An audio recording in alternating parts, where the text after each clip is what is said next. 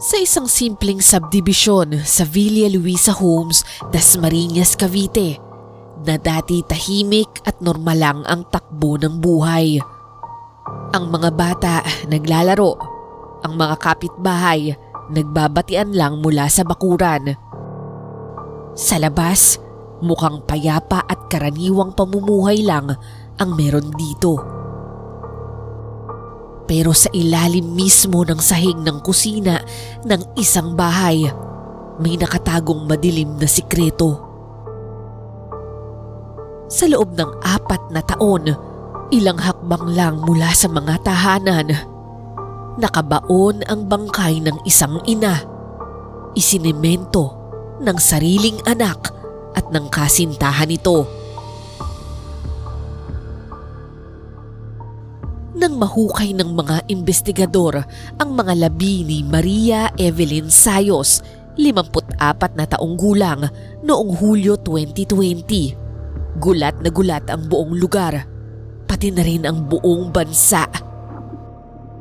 Hindi lang dahil sa krimen mismo, kundi dahil sa tagal ng pagtatago rito. Hindi ito dala ng biglaang away o init ng ulo. Pinagplanuhan at itinago ito ng matagal na panahon. Isang kasinungalingan na tumagal ng halos 5 taon, na nakapanlin lang hindi lamang sa pamilya, kundi pati na rin sa mga pulis. Ang mga salarin dito ay hindi estranghero. Sila mismo ang kaisa-isang anak ni Evelyn na si Joanna Marie Sayos at ang boyfriend niyang si Ronald James Ruby. Habang naaagnas ang katawan ni Evelyn sa ilalim ng hindi pa tapos na Poso Negro, namuhay ang dalawa na parang walang nangyari. Sa social media, nagpo-post pa si Joanna ng mga pagbati sa kaarawan, mga quotes tungkol sa buhay, at mga litrato na parabang normal lamang ang lahat. Sa mga reunion, nakikihalubilo siya na parang masunuring anak, at minsan pa ngang nakikiramay sa mga kapitbahay na nagtataka kung nasaan napunta si Evelyn. 4 na taon silang nanirahan sa mismong ibabaw ng libingan ng babaeng nagpalaki at nagsakripisyo para sa kanila. Isang nakakatindig balahibong katotohanan. Namumuhay silang parang normal sa ibabaw, pero sa ilalim mayroon silang nabubulok na lihim. Ang motibo ayon sa mga piskal ay nakakatindig balahibo sa pagiging simple nito. Ang sabi nila, naniniwala si Joanna at Ronald na kapag nawala si Evelyn, sila na ang magmamay-ari ng bahay at makakapamuhay sila ng malaya, yung walang bantay at walang mga bawal. Noong gabi ng pag-atake, maingat nilang isinakatuparan ng plano. Lumapit si Joanna sa kanyang ina na parang nakikipag-ayos. Noong panahon kasing iyon ay nagkaroon sila ng matinding tampuhan. Sinabi niya sa kanyang ina na si Evelyn na may inihanda siyang sorpresa para dito sa basement ng bahay. At para sa inang madalas makaalita ng sariling anak, biglang nagliwanag ang kanyang pag-asa. Baka ito na ang pagkakataon para magkabati sila. Kaya naman, tiwalang-tiwala at laging handang ayusin ang kanilang relasyon, sumunod si Evelyn pababa. At hindi niya alam na patibong lang pala ang lahat. Dahil sa dilim, naghihintay si Ronald James Ruby na may dalang maso. At pagbaba ni Evelyn, agad siya nitong binanatan, mabilis at malupit. Paulit-ulit ang pagpalo nito sa likod ng ulo niya hanggang bumagsak na siya sa sahig. Ayon sa forensic, grabe ang pinsala sa kanyang bungo. Pero kahit ganon, humihinga pa raw noon si Evelyn Malubha ang tama, pero buhay pa. At dito na nangyari ang bagay na lalo pang nagpagimbal sa mga investigador. Imbes kasi na tulungan ni Joanna ang kanyang ina, ay siya pa ang mismong tumapos rito. Inabot ni Ronald ang kutsilyo sa kanya at inutusan niya ito na patayin ang sarili niyang ina. Base daw sa testimonya at forensic report, sumunod si Joanna agad. Paulit-ulit niyang sinaksak ang kanyang ina. 2 matalim na saksak sa leeg, 5 sa dibdib nito. May hiwa rin sa braso si Evelyn na palatandaang sinubukan pa niyang depensahan ang sarili mula sa kamay ng kanyang walang pusong anak. Sa autopsy, malinaw ang resulta. Durog ang bungo dahil sa maso at ang mga saksak sa leeg ay tumama sa mga masiselang ugat na dahilan ng tuluyang pagpanaw ni Evelyn. Ang dibdib din niya ay butas-butas dahil sa paulit-ulit na saksak. Ayon sa mga eksperto, hindi ito basta bugso lamang ng galit. Isa itong sunod-sunod na atake na puno ng suklam, paghihigante at kakilakilabot na kawalan ng awa. Matapos mawala ni Evelyn, kumilos ang dalawa na para bang walang kakaiba. Madalas pang makita si Ronald sa hardware store, bumibili ng semento, graba at buhangin na parang normal lang na may inaayos sa bahay. At ayon pa sa mga kapitbahay nila, nakita pa nilang naghahalo siya ng simento sa bakuran na para bang isa lamang ordinaryong lalaking abala lang sa pagpapaganda ng bahay. Pero ang hindi nila alam, nasasaksihan na pala nila ang pagtatakip ng isang krimen, ang pagselyo sa ebidensya sa septic tank na mismong naging libingan ni Evelyn. Tinabunan ng magkasintahan ang libingan at nilagyan ng bagong sahig sa kusina para magmukhang normal. Pero sa pagtatangkang itago ang katotohanan, may malaki silang pagkakamali. Hindi nila nilagyan ng tamang ventilasyon ang septic tank. At dahil dito, unti-unting naipon ang gas mula sa naaagnas na katawan ni Evelyn. Sa paglipas ng panahon, pumutok at nabitak ang semento sa ibabaw, kaya paulit-ulit itong tinapalan ni Ronald. Bawat ayos at tambak ng semento, palihim na palatandaan ng pagdaan ng mga taon. Isang nakakatakot na countdown hanggang sa tuluyang mabunyag ang kanilang madilim na sikreto. Hindi agad nagsimula ang investigasyon sa pagkawala ni Evelyn Sayos dahil sa may nadiskubre agad na bangkay o ebidensya. Nagsimula lamang ito sa isang pakiramdam.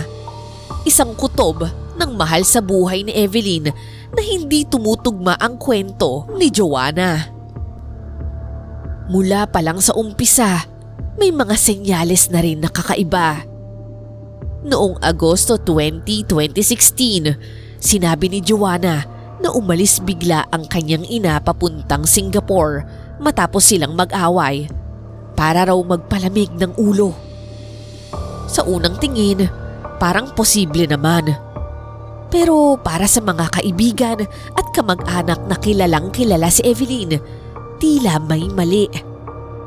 Ang ginawa raw kasing yun ni Evelyn ay hindi ugali ng isang taong palaging nakikipag-usap at nagpapahalaga sa koneksyon sa pamilya. Yun kasi ang pagkakakilala nila kay Evelyn. Siya daw kasi ang tipo ng tao na mahalaga ang komunikasyon at pakikipag-usap lalo sa kanyang mga kamag-anak at kaibigan. Ang unang butas sa kwentong lumabas sa social media. Dati-rati, aktibo raw si Evelyn sa Facebook. Nagpo-post ng mga litrato ng mga salo-salo. Nagbabahagi ng kwento na mayroon pang emojis at palaging masigla sa pakikipag-usap sa mga kaibigan. Pero matapos ang di umano'y pag-alis niya, bigla na lamang nag-iba. Naging maikli, malamig at formal ang kanyang mga post. Wala na bang personal na lambing na nakasanayan ng lahat. Mas lalo pang nakahalata ang mga kamag-anak dahil hindi man lang siya sumasagot sa voice or video call. Kapag may nag-aalok na makipagkita sa kanya sa Singapore, lagi daw siyang may dahilan. Abala raw siya, may sakit o di kaya naman ay nasa biyahe. Para sa isang taong gaya ni Evelyn na palaging konektado at malapit sa pamilya, sobrang kahina-hinala daw ang ganitong pagkilos niya. Ang pinaka-nakaramdam ng pagkakaiba ay ang isa pa niyang anak na si John Michael. Alam nitong hindi ang nanay niya ang nasa likod ng mga mensahe. Wala na ang init at natural na tono nito. Napalitan ng pilit at parang mechanical na sagot. Habang lumilipas ang buwan, mas lalo siyang kinukutuban at pareho rin ang nararamdaman ng mga kamag-anak at malalapit na kaibigan ni Evelyn. Matapos ang 4 na taon ng kasinungalingan, natuklasan na rin ng mga investigador ang nakakatakot na katotohanan. Sa loob ng selyadong septic tank, natagpuan ang katawan ni Evelyn. Nakabaluktot na parang sanggol, pilit na isiniksik sa masikip na espasyo na naging kanyang libingan. Dahil sa matinding pagkabulok, hindi na siya makilala pa sa kanyang itsura. Sa halip, nakumpirma lamang ang kanyang katauhan gamit ang dental records at mga personal na gamit na nakita kasama ng mga labi. Kalaunan, pinatibay ng DNA test ang kinatatakutan ng buong pamilya. Si Evelyn na di umano'y nasa Singapore ay matagal na palang pumanaw.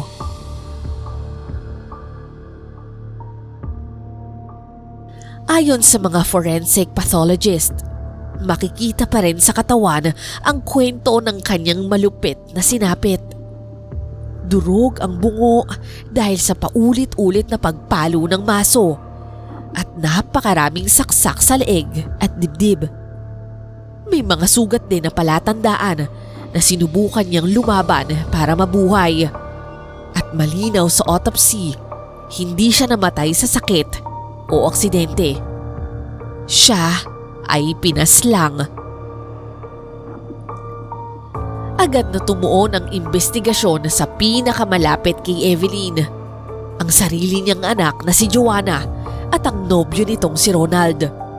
Sila ang kasama niya noong Agosto 2016, ang huling gabi na nakita siyang buhay. Sa una, mariin nilang itinanggi at iginiit ang kwento na umalis talaga si Evelyn papuntang Singapore para magpalamig ng ulo matapos ang kanilang away. Pero habang lumalabas ang mga ebidensya, unti-unti nang nabasag ang kwento nila. Inilabas ng mga pulis ang matitibay na ebidensya. Ang selyadong septic tank sa ilalim ng kusina, ang pagkawala ng passport ni Evelyn, ang paulit-ulit na pagkumpuni ng sahig ni Ronald, at ang kakaibang paggamit ng social media kahit ang totoo, matagal nang patay si Evelyn. Dahil sa walang tigil na pagtatanong at bigat ng ebidensya, sa wakas ay umamin din sina Joanna at Ronald. Doon na tuluyang nabunyag ang lahat ng nangyari noong gabing yun, pati ang 4 na taong panlilinlang. Hindi naging madali o mabilis ang pag-usad ng hustisya. Noong Hulyo 2020, matapos ang kanilang pagkakaaresto, kinasuhan sina Joanna Marie Sayos at Ronald James Rubin ng murder sa ilalim ng Article 248 ng Revised Penal Code ng Pilipinas.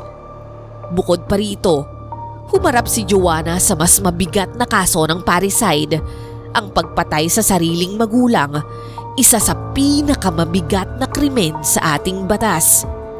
Inihain ang kaso sa Regional Trial Court sa Dasmariñas, Cavite. Sa papel, mukhang matibay ang kaso ng prosecution. May mga labi ni Evelyn, may autopsy na nagpapatunay ng pagpaslang at may ebidensya ng pagtatago ng krimen. Pinakamabigat sa lahat ay ang mismong pag-amin ng mga suspect na sinamahan pa ng digital forensics. Napatunayan ng mga eksperto na ang mga Singapore posts ni Evelyn ay galing mismo sa devices sa loob ng bahay ng mga sayos. Patunay na si Joanna lamang ang gumagamit ng account ng kanyang ina para palabasing buhay pa ito noon. Pero higit pa sa ebidensya, lumabas din ang mas nakakatakot na kwento, ang psychological manipulation na nag-udyok sa krimen. Natuklasan ng mga investigador na unti-unting nilalason at sinasaksak ni Ronald sa isip ni Joanna na lumaban sa kanyang ina. Pinaniwala niyang si Evelyn ang dahilan ng kanilang kahirapan at ang pagkasira ng kanilang relasyon.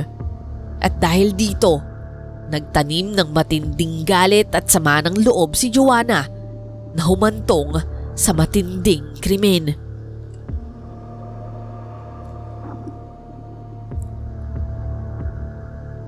Ipinakita ng kaso kung gaano kalakas ang epekto ng social media.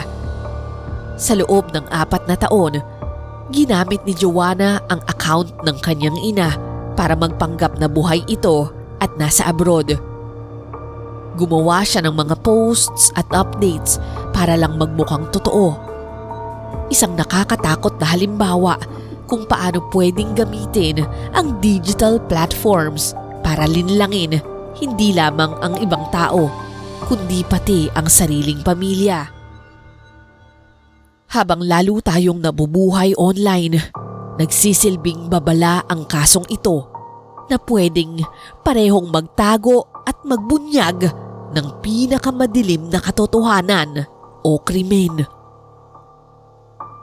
Sa isang bansa tulad natin na tinitingala ang pamilya, lalo na ang magulang, ipinapaalala ng kaso ni Evelyn Sayos na minsan, kahit ang pinakamalapit mong pamilya o minamahal sa buhay ang maaaring magpahamak sa iyo, pero mayroon din namang hindi susuko na hanapin ang katotohanan para mabigyan ng hustisya ang nangyayari sa iyo.